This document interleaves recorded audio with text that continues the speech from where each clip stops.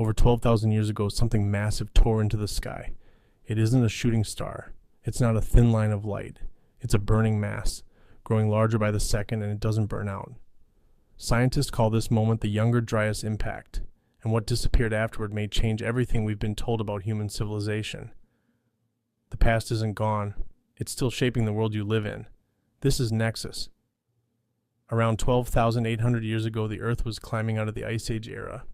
Then, without warning, it plunged back in near glacial conditions for over 1,000 years before finally warming again. Geologists named this cold snap the Younger Dryas, after a small Arctic flower, whose pollen shows up in the sediment from this period. For a long time, the standard explanation was simple. Melting glaciers dumped enormous volumes of fresh water into the North Atlantic, disrupting the ocean currents that regulate the planet's climate. A plumbing problem, essentially, on a planetary scale. In 2007, a team of scientists proposed something far stranger. They argued the cooling happened too abruptly for meltwater alone to explain it. Their theory, a comet, or fragments of one, exploded above the ice sheets, covering North America, triggering the collapse almost overnight. This became known as the Younger Dryas Impact Hypothesis. Today it remains one of the most contested ideas in modern archaeology. The timing is what makes it so unsettling. This is roughly the same window when more than 30 genera of large North American animals disappear for good. Mammoths, giant ground sloths, saber-toothed cats, creatures that had survived multiple ice ages before this one simply stopped appearing in the fossil record. In the Clovis culture, one of the most widespread early human tool-making traditions in North America, seems to vanish from the archaeological layer at almost exactly the same moment. Correlation isn't causation, but three simultaneous disappearances, a climate collapse, a mass extinction, and the end of a human culture, is the kind of coincidence that gets scientists arguing for decades. Here's where the story gets a second thread. In the centuries surrounding this same window of time, something remarkable was being built in what is now southeastern Turkey. Göbekli Tepe. Massive carved stone pillars arranged in circles dated to roughly 11,000 to 12,000 years ago. Long before agriculture, before pottery, before almost everything textbooks associate with the birth of civilization. And Göbekli Tepe isn't alone. Just a few kilometers away, archaeologists have been uncovering Korhan Tepe, a sister site, possibly even older, still being excavated as we speak. Whatever culture built these places wasn't an isolated accident, it was a network. Building it took planning, organized labor, and shared belief. Whoever raised those stones was capable of far more than hunter-gatherers are usually given credit for. And they were doing it around the same time this hypothesis says the world nearly ended. Researchers like Graham Hancock have spent decades asking a simple question. What if these two things are connected? So what's the actual evidence?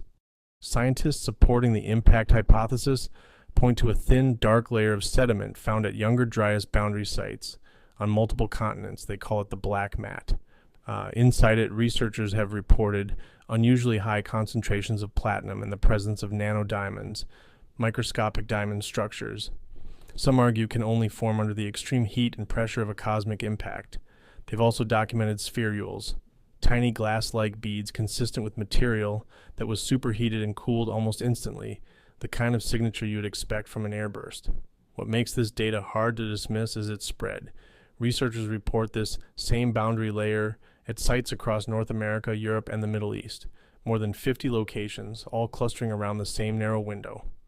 A single contaminated site could be explained away. 50 sites on multiple continents is harder to wave off. For a while, researchers thought they'd found the crater itself, a massive depression under Greenland's Hiawatha Glacier, discovered in 2018. Headlines called it the smoking gun. Follow-up dating told a different story. The crater is around 58 million years old, far too early to be connected. A useful reminder that in this field exciting leads get tested and sometimes ruled out in full public view. This hypothesis is disputed, seriously disputed. Multiple research teams have failed to replicate the nanodiamond findings. Other geologists argue the black mat layer forms through ordinary wetland processes and doesn't require a cosmic event at all. No confirmed impact crater from this exact period has ever been found. Real scientists, geologist James Kennett and physicist Richard Firestone, among the hypothesis's original proponents, stand behind the theory. Other real scientists have spent nearly 2 decades trying to tear it apart, publishing rebuttal after rebuttal in the same journals. This is an unresolved scientific argument. Göbekli Tepe is a different matter. It's excavated, it's dated, it was deliberately buried by the people who built it, for reasons archaeologists still don't fully understand. None of that is speculation. What remains speculation is the leap from an advanced society built this to an advanced society was wiped out by a global cataclysm. That connection is exactly where mainstream archaeology and alternative researchers part ways. Why does a debate about sediment layers turn into accusations of cover-ups? Academic institutions move carefully, and there's a reason for that. Careers get built on established timelines. Overturning a foundational narrative requires evidence strong enough to survive attack from every direction, replicated by independent teams over years. That caution is what makes science self-correcting. It's worth remembering this has happened before. When Alfred Wegener first proposed that the continents had once been joined together and slowly drifted apart, the geological establishment largely dismissed him. He didn't have a mechanism that made sense at the time, and he wasn't a geologist by training. It took roughly 50 years and the discovery of plate tectonics before his idea was accepted as fact. He didn't live to see it vindicated. That's the uncomfortable truth about paradigm shifts. Sometimes the mainstream is right to be cautious, and a bold new idea quietly falls apart under scrutiny.